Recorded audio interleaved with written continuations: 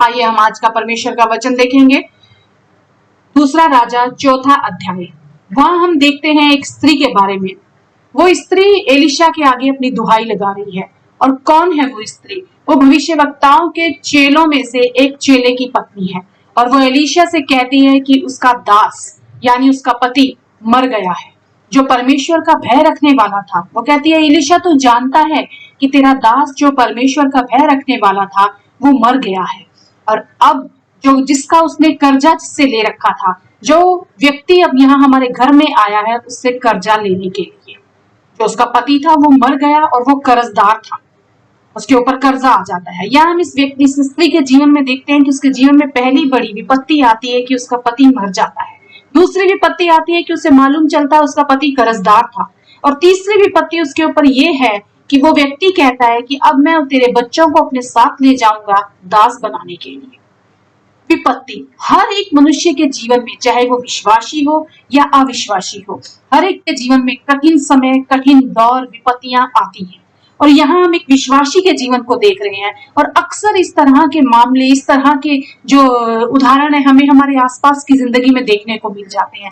जरूरी नहीं कि हमें यही दिखाई दे कि वो उस स्त्री का पति मर गया है या यही समस्या उनके जीवन में है, नहीं, लेकिन कुछ और समस्याएं हो सकती हैं उनके जीवन में। किसी के जीवन में बीमारी की समस्या हो सकती है, बीमारी की वजह से उनके ऊपर कर्जा आ चुका है, वो विपत्ति में घिर गए हैं। किसी के जीवन में हम देखते हैं कि उनके परिवार के द्वारा उनका तिरस्कार किया जाता है। कहीं हम देखते हैं कि समाज के द्वारा व्यक्ति का तिरस्कार किया जाता है।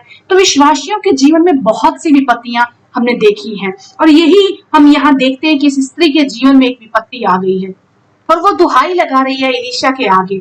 और एलिशा उससे पूछता है कि बता मैं तेरे लिए क्या करूं। हो सकता है आज अपने आप को भी आप ऐसी ही परिस्थिति में पा रहे होंगे।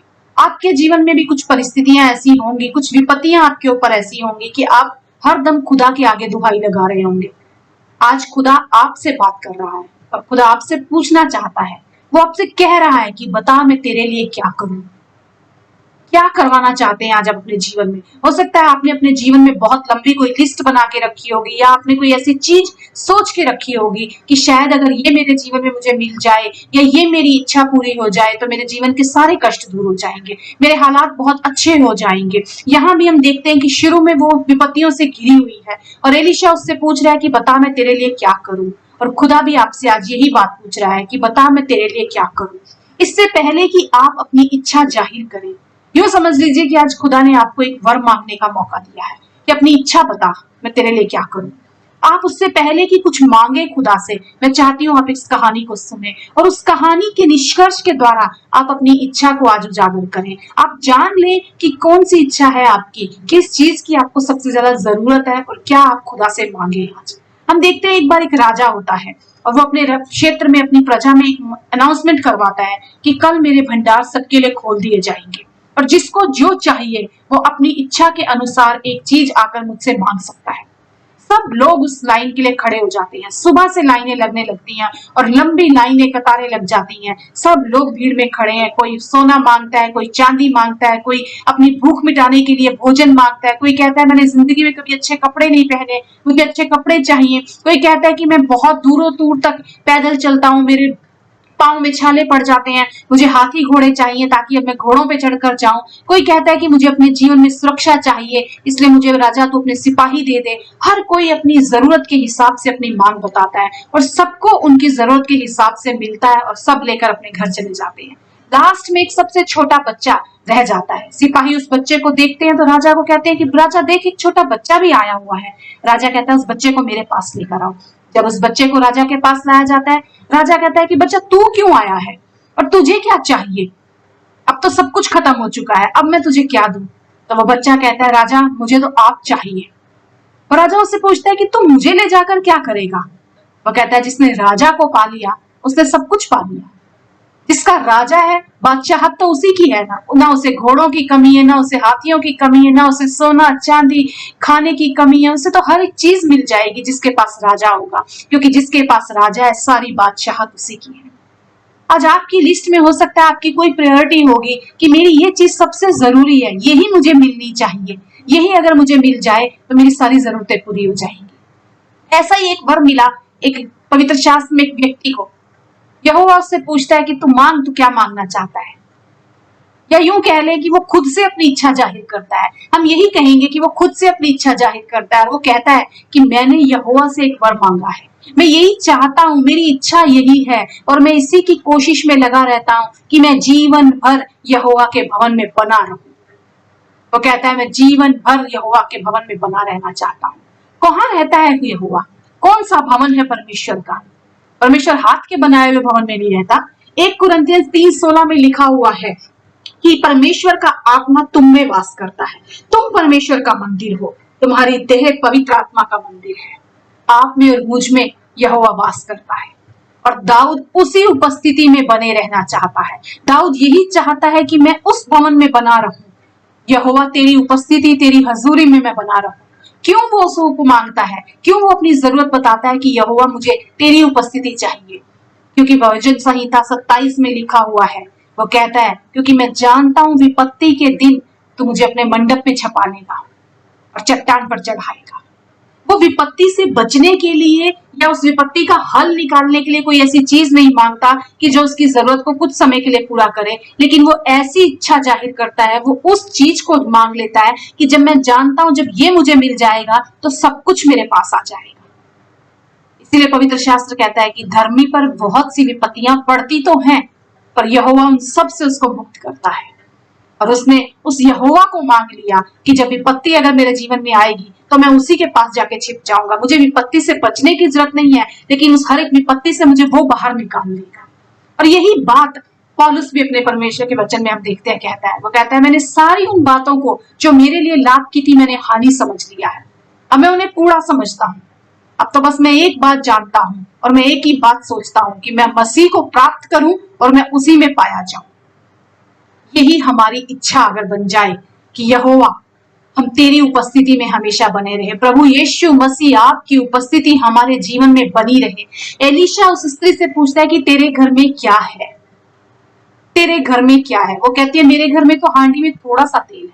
आज आपके घर में क्या है? क्या यीशु आपके घर में पाए जाते हैं? क्या यीशु की उपस्थिति आपके घर में है? इस अध्याय में हम देखते हैं कि शुरू में विपत्तियां हैं उस स्त्री के ऊपर, लेकिन जो उसके पास था उसे बहुतायत में बदल दिया परमेश्वर ने। अगर आज आपके पास परमेश्वर की हजूरी है, अगर आज आपके पास परमेश्वर की उपस्थिति है, परमेश्वर उसे और बहुतायत में बदलना चाहता है। खुदा चाहता है आप उस चीज को प्राप्त करें जो आपके जीवन भर आपको बचा कर रखे, जो जीवन भर आपके साथ बनी रहे, थोड़े समय के लिए नहीं, लेकिन वो अनंत काल की खुशियां आपको देना चाहता है। ये विपत्तियों से छुटकारा देने की सामर्थ उस यहोवा के पास में है। तो अपनी इच्छा को आज ये बना लीजिए कि खुदा आप मुझे मिल जाए। मैं इसी कोशिश में लगा रहूंगा खुदा कि मैं आपकी उपस्थिति में बना रहूं, ताकि सारी विपत्तियों के समय में आपके मंडप में छिप सकूं। परमेश्वर ये नहीं चाहते कि हम हमारे जीवन की जो विपत्तियां हैं उनसे हम सिर्फ थोड़ी देर के लिए बच जाएं, पर खुदा कहता है कि जब मैं तुम्हारे साथ रहूंगा ना तो मैं तुम्हें पूरे जीवन भर उन विपत्तियों से संभाल के रखूंगा। हो सकता है आज आप अपने आप को बहुत सी विपत्तियों के बीच में पा रहे होंगे, आपको लग रहा होगा कि एक के बाद एक समस्याएं मेरे जीवन में आ रही हैं। खुदाबंद ने कहीं नहीं कहा कि आपके ऊपर विपत्तियां नहीं आएंगी। खुदा कहता है कि आग की भट्टी में से होकर तुम्हें गुजरना पड़ेगा। परमेश्वर ने नहीं कहा कि एक दिए की रोशनी में से तुम्हें निकलना पड़ेगा या एक चूल्हे जितनी आग होगी जिसमें से तुम्हें निकलना पड़ेगा, पर परमेश्वर का वचन कहता है आग की भट्टी में से तुम्हें गुजरना पड़ेगा। शद्रक मेशक अबेदनगो उस आग की भट्टी में गए, वहां भी परमेश्वर की उपस्थिति ने उन्हें बचाया।